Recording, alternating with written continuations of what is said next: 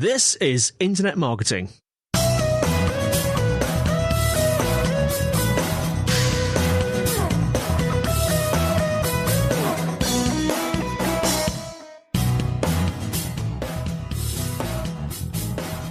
Hello and welcome to the Internet Marketing Podcast brought to you by SiteVisibility.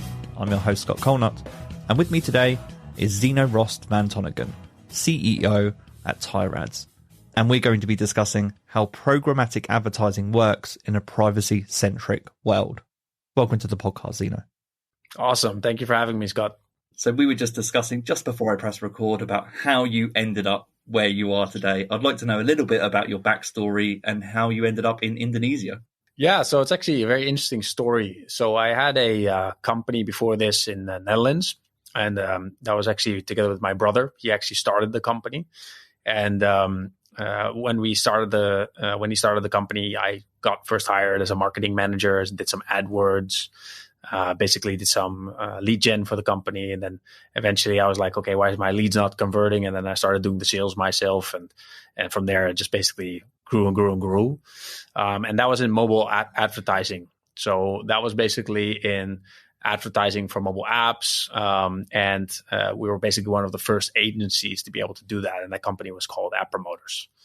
So I started there, learned everything about app marketing and how that works. And eventually exited the company. And then I thought to myself, I've never been to Asia. I really would love to go to Asia one time. So I basically booked a one-way ticket to Thailand first. And then from Thailand, I went to India for a bit. And then from India, I went to Jakarta. And then from Jakarta, I ended up in Bali, basically. And I basically set up a similar company, but then in the Asia-specific scene. So it's very similar to what I did in Amsterdam, and but now doing it in Asia, and we actually expanded back to Europe and expanding into the United States as well. So a similar offering, but with warmer summers. Exactly. Yeah. The cold winters I can't handle anymore. Yeah. And then programmatic. Why is programmatic on your radar? So programmatic is, for me, very important because it's basically allowing you to get access to the entire internet. If you would buy on Facebook or you would buy on AdWords, for example, right, you would basically be limited towards the advertising space on Facebook or the advertising space on AdWords. And what programmatic does, it basically allows you to be able to target a user everywhere across the web.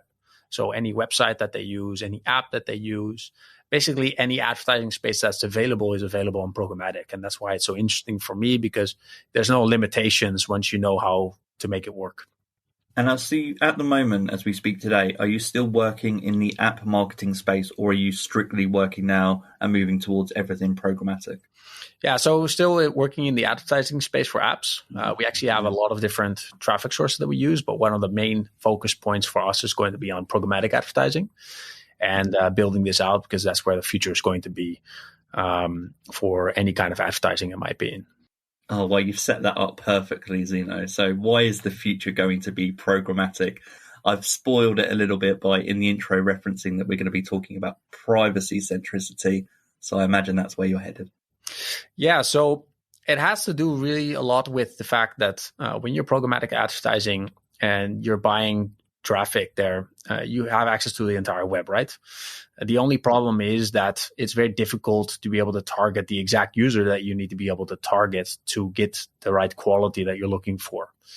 So that was the main issue with programmatic. It was very difficult to do that. Now, then came in the data aggregators, where you were basically able to buy data to be able to buy specific segments so that you can target those users base very specifically. Same like how you would do that on Facebook or how you would do that on AdWords. And when you go into that area and you go into the data privacy part, basically what's happening right now is that's going to get limited in a sense. So you're not able to target the same user base as you would be able to do as you in the past with these data aggregators. So you would say, okay, that's a negative, right? But that can actually be a very big positive. Why? It's going to become more difficult for people to actually buy on this space and be effective with it. So meaning there's going to be less competition to make it work. So what I focus on a lot and with our team is how are we going to be able to buy using the specific data that we have available and still be able to function in a data privacy world. And we're going to be doing that with first-party data. So our own data that we have where we'll be able to still target those users in the right way, in the right manner, to be able to be still effective and get the right users for your brand or for your product or for your apps. So a recap there. And for, I imagine a lot of our listeners are familiar, at least broadly, with what's happening in the world of privacy. But you talked there about data aggregators that have worked up until this point on the curation and selling of data through predominantly third-party cookies. Is that correct? Third-party cookies, device identifiers like the IDFA or the Google Advertiser ID. You also have a Windows ID or something like that. There's a lot of different IDs that are available there. Also, even on your smart TV, you have a specific ID. So there's either it's IDs or it's cookies, or there's a lot of different areas that are basically up and coming or that you can actually use to target a user on. And with the cookies, right, you have the cookies that is basically going to disappear with the Google Privacy Sandbox. And that's something that will have a very big effect on how effective you are able to buy on ads on websites in particular. So for anyone that's maybe not familiar with the Google Privacy Sandbox, are you able to provide a brief summary of what that is? Yeah, so the Google Privacy Sandbox basically means that the Google Advertiser ID, which is the unique identifier to target a mobile Android user, is going to disappear. And the cookies are also going to disappear. Now that's set. The cookies are set to disappear in 2023 this year, but probably that's going to be pushed to 2024. And the Google Advertiser ID is also going to be pushed and be able to disappear in 2024. Now, if you don't have cookies and you don't have Google Advertiser ID, that is basically the unique identifier to be able to target a specific user. Without that, you're going to have a very difficult time to be able to target that exact user and actually show the right ad to the right user so that they can convert and be a good customer for you. And that's what's up and coming right now. And I've seen over the last couple of years, I think originally back in 2020, I think the name of it was Federated Learning of Cohorts, which was, I would consider that to be Google Privacy Sandbox's first major initiative. And that, from what I'm aware, has been sunsetted and kind of replaced by topics. I don't know how much you're aware of this specific space, but is that correct? Yeah, so they have a couple of different areas that they're focusing on. And it's very open source. They're giving a lot of feedback back from the community. So you can actually submit like your ideas and Google's actually listening towards that. Topics is what came from that feedback, basically. And they're trying to iterate on that based on the feedback that they're getting from agencies and advertisers in general. Now we've kind of framed that third-party data collection up until this point, and now we know a little bit about what's happening with Google. I'd like to know where Programmatic and how you're doing it compares. So are you able to talk a little bit about the first-party data collection? What does that mean in context of Programmatic? Yeah, so the first-party data is your own data. Third-party data is what you buy, basically. So you don't own that data. You buy that from data aggregators. So if you want to buy a lookalike audience or you want to buy a segment, an audience segment of males between the age of 30 and 50, you can buy those segments and target those users.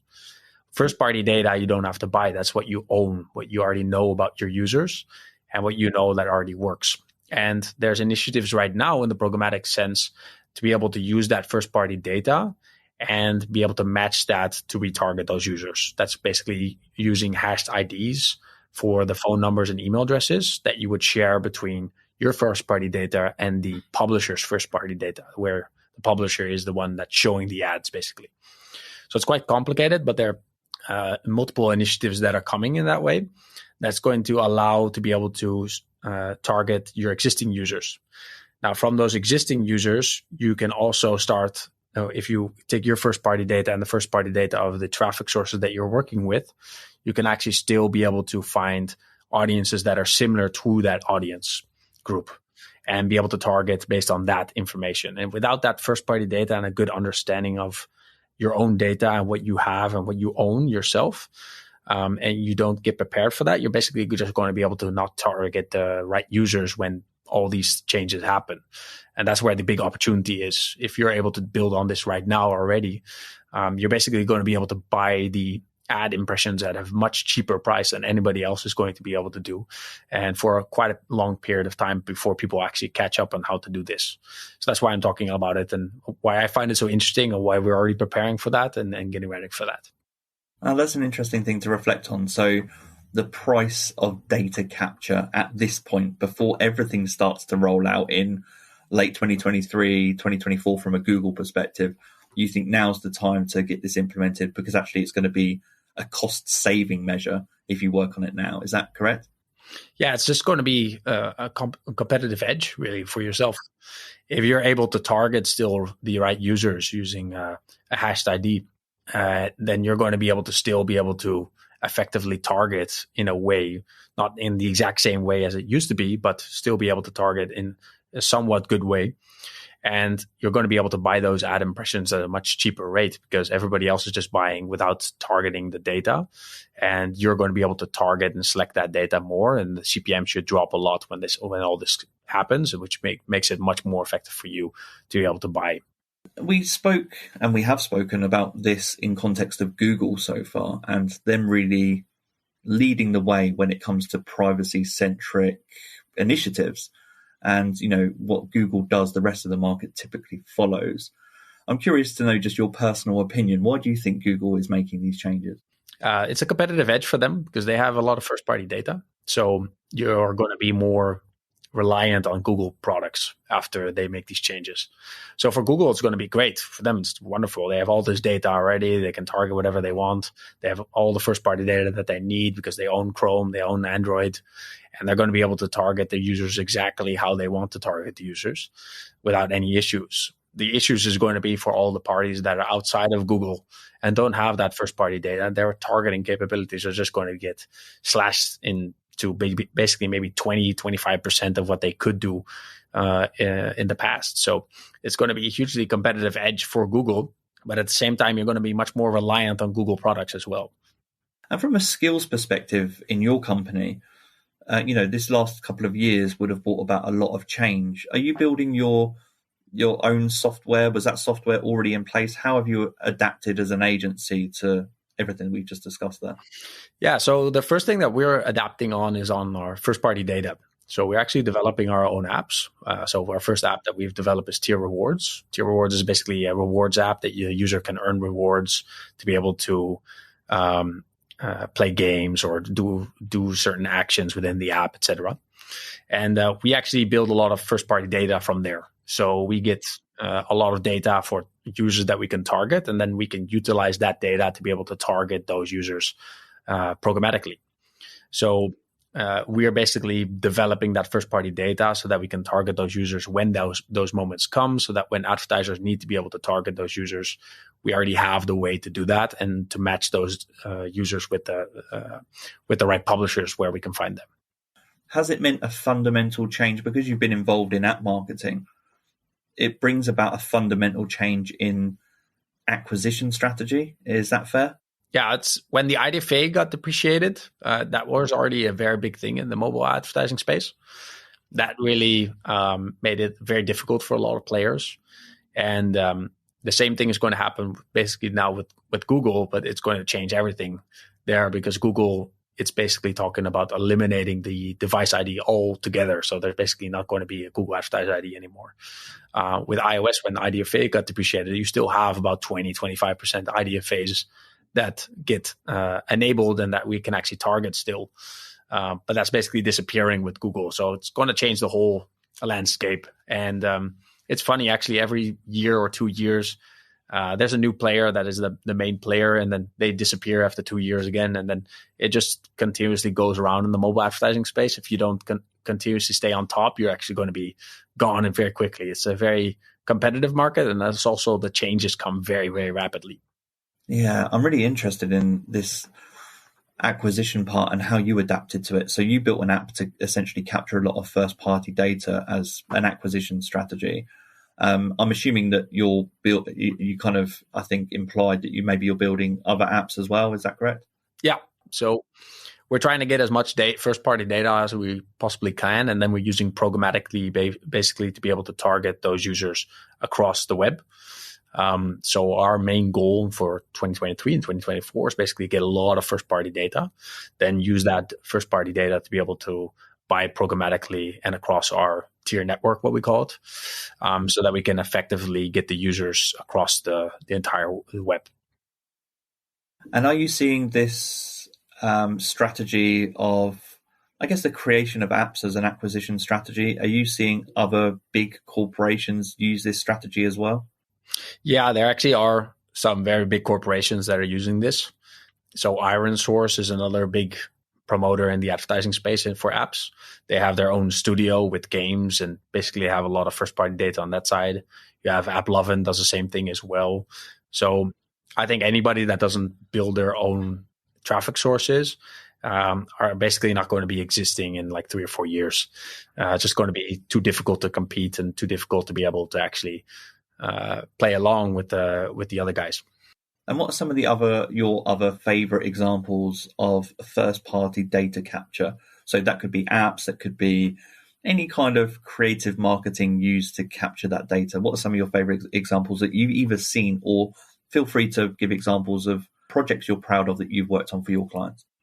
Yeah, so first-party data is really any data that you can get about a user. So the moment you have a phone number or an email address, those are the two main unique identifiers, I would say, that are going to be still relevant in the future, right? Your phone number, how often do you change your phone number, and how often do you change your email address? Whereas the phone number would be more accurate because you only have one phone number, and email address, some people have multiple. That is already the core of first-party data. Now, if you can match that with data in terms of like, okay, who are actually purchasing, for example, you have someone that purchased a product on your website. That's also first-party data. If you have their phone number or email address, then you have something to be able to make a profile of that user.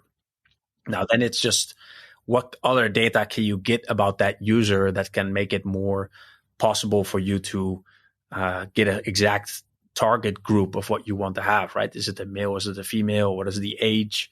Where do they live? What is their zip code, right? All of that information that you can get for your users and your customers that you have right now, the more you have that and build that over the next couple of years, the more easily you're going to be able to adapt onto that market where you have to use your first-party data. So what we focus on a lot is just getting all of the data that we have possible from our users. That's where I'm very proud of that we're already building that, because that's something that's going to be hugely advantageous for a lot of our clients.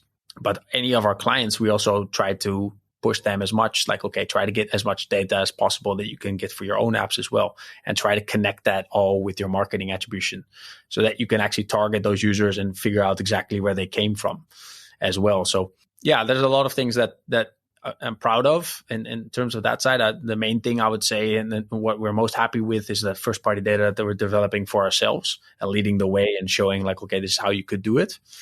And then for the rest, our customers will be basically able to follow that image. I wonder if things like reward, you mentioned, what was the name of your app? Tier Rewards. Yeah. I wonder if companies are going to focus more on loyalty and retention apps, because that would seem like one of the smartest ways.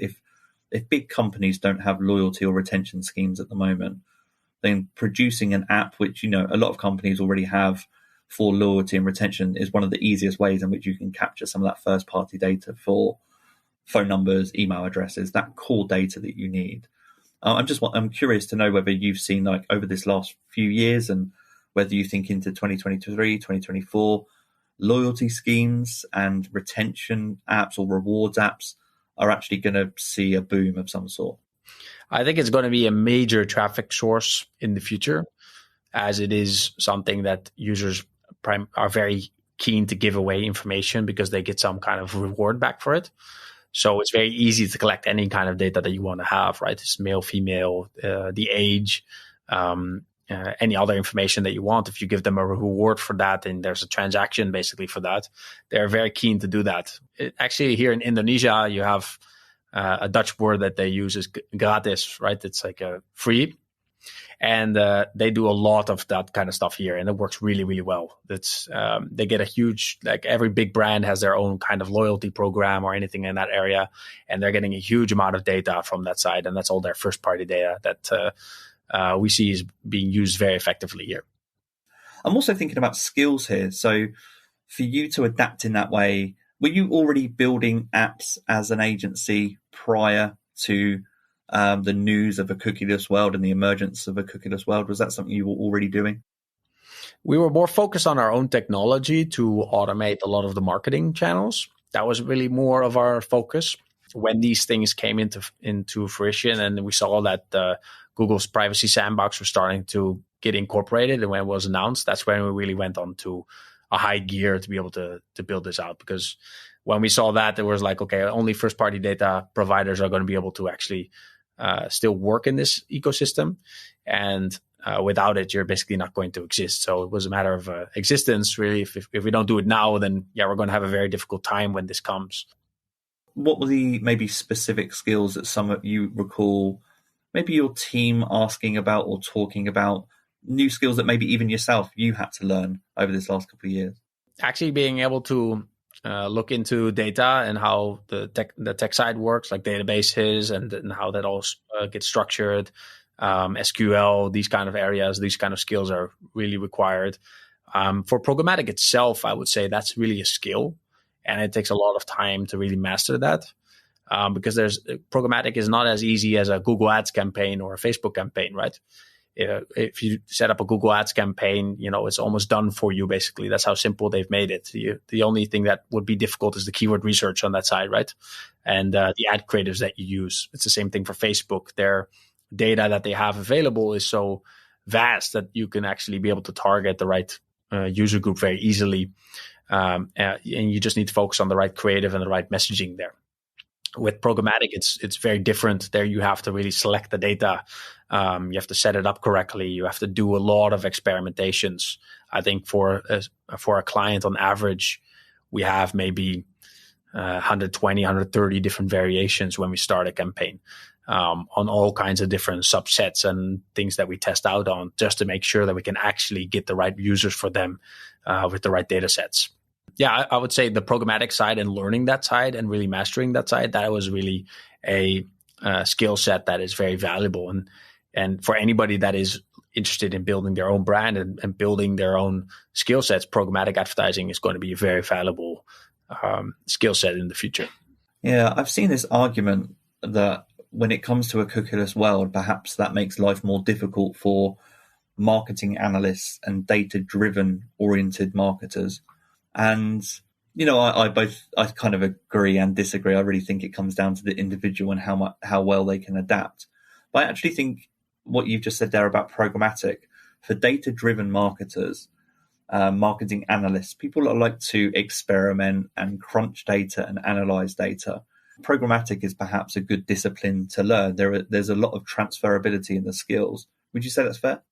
Yeah, I would say that's fair. And for yourself, learning, you just talked about programmatic is difficult to learn, or maybe takes a long time to really execute well. Is there anything that you can point to our listeners to say, hey, here are some resources that you should check out to learn about programmatic? Where would you start? Yeah, so I would look at some of the major platforms that are out there. The Trade Desk is a very good platform, and they have a very good educational area as well. They also offer courses that you can learn about programmatic advertising. The IAB, the Internet Advertising Bureau in UK, they also have a lot of materials regarding programmatic, and you can also buy a course there regarding programmatic advertising. But it is, to be honest, it's quite limited because it's not really mainstream yet. Not a lot of people are talking about it yet, and not a lot of people are actually doing it yet effectively.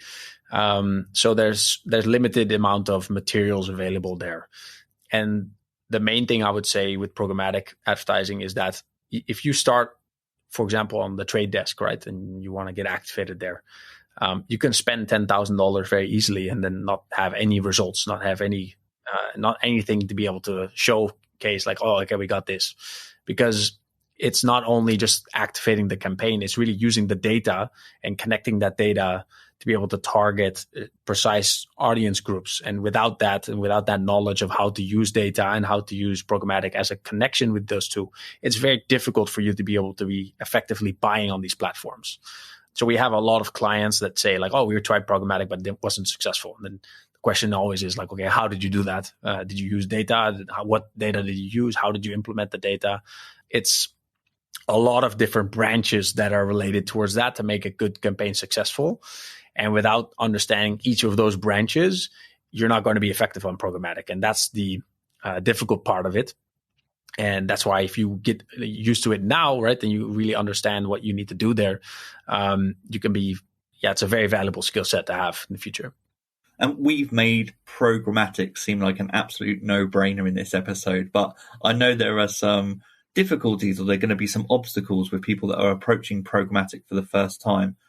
So could you maybe summarize a few of the, for those businesses that are maybe listening to this and thinking, okay, I want to get started with programmatic. What are some good places to start? What do I need to have in place? What's your recommendation? I would say, first off, is understanding who your user is. Use your first-party data and really analyze, okay, who is my user? Where are they located? And what is their demographics? That's a great point to start, right?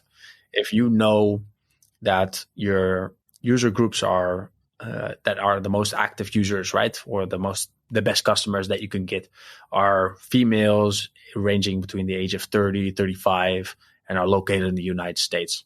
You're already 10 times better off than if you would start off without knowing that and then starting on programmatic. Programmatic is a very expensive tool to learn on. So I would always recommend first getting that first party data from Facebook, from AdWords, where they have this safe environment where you can get that first party data for yourself to understand exactly what you're looking for. Now, once you know what you're looking for in terms of the audience that you're looking to target, then it's going to be which platform are you going to be able to use that is going to be most effective. Now, with programmatic, you have what's called a DSP. It's a demand side platform. You have an exchange, and then you have an SSP, a supply side platform. You want to be looking at the platform that takes the least amount of fees before it arrives at the actual place where the ad is shown, right? So if you're buying on a DSP and their fees are not clear, usually it's about 40 to 50% is cut from the actual cost of advertising until it arrives at the place where the ad is shown. So understanding the fees is a extremely important part to be able to effectively buy. So your platform that you have, is it actually very transparent with the fees that they have? And are the fees reasonable, right? Some platforms charge 30% as a DSP, and then the SSP also charges 30%. Then you lost already 60% of your advertising spend, right? So the platform that you choose, the DSP, is crucial. If that DSP, what kind of DSP is it as well? That's the second point of that. It's like, is it a branding DSP? Branding DSPs are usually not as precise as a performance DSP would be. A performance DSP has a much more precise targeting system, so you're going to have less waste. And then lastly would be, okay, how can you connect your data? What kind of third-party data sources are available there on the DSP that you can buy from? And how much does that data cost? Yeah, that's really the main points I would say that you have to look into. So just to recap on that, right? The first one would be understanding your user base, who you want to target. Second is, which tool are you going to use to be able to effectively buy, and how much do they charge you? And make sure that you find the best tool with the least amount of costs. And the third part is which data sources can you use so that you can target the first point of and be more precise with where you're buying. To close out this episode, I was just thinking, are there any cultural differences in approaches to privacy that you've seen over the last few years? I'm particularly interested in, like in Europe, I feel like we're very privacy conscious at the moment. Is it the same in Indonesia that you've seen? Yeah, no, not really. It's very different. Here, they don't really matter so much. They don't care about it too much. Actually, there are no privacy laws here really that are really relevant yet. There are talks about it, but they don't really know yet how to implement it. There's also a lot of push from China to be able to find like a substitute for the Google Advertiser ID, which is being done by the Chinese brand manufacturers like Xiaomi and Oppo. And those are more brands that are very big here in Southeast Asia, right? That are not so prevalent in the United States or in Europe. So it's a completely different world, I would say. I would say like Southeast Asia is like 4 years behind to Europe in terms of the advertising space for mobile apps or in the advertising space in general. And they have a lot of catching up to do. And regarding privacy, I don't see it that big of a talking point. There are not that much discussions about it, especially in Southeast Asia. If there's a coupon that they can get or a discount and they need to give some private information, they don't mind that at all. And you're right at the center of that. That's so fascinating to me. You as a person, having come from Europe, and we just discussed the Netherlands and traveling and ending up in Indonesia, you must be the most difficult person to target for an advertiser because you're just between, you must have different browser configurations, different privacy settings. It must be very hard to get a hold of you. So I'm very glad that you came on the podcast today so that I can speak to you. Yeah, awesome. Yeah, actually, I would just point out I think I'm one of the easiest to target. I open it up for everybody. I'm like, I'm not going to cut myself with the finger. So, well, that leads us out for a close perfectly, because how can people find you? If you want people to speak to you or reach out to your company, where can they find you? Yeah, so I always answer everything on LinkedIn. So if you ever want to reach out towards me on my LinkedIn, just look me up, Zino Rost van Tonningen. That's a great way to reach out towards me. I always respond towards that.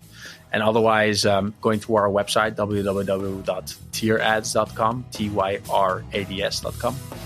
And then one of my sales teams can actually help you out with any kind of ideas that you need to have from programmatic or mobile advertising or anything in that area. Wonderful. Zino, thank you. It's been a pleasure speaking to you today.